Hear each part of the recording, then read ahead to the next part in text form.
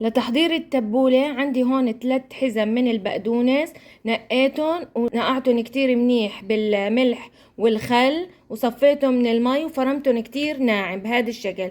وعندي 3 حبات من البندورة قطعتهم بهذا الشكل.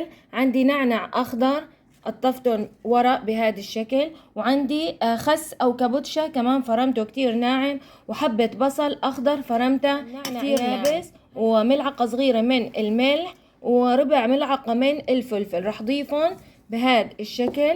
وعندي هون 4 ملاعق طعام من البرغل الناعم، غسلتهم كتير منيح ونقعتهم بعصير ليمونتين وشوية زيت زيتون نصف كوب. هيك هلا بضيفهم فوق التبولة وبدمج المكونات كلها مع بعض.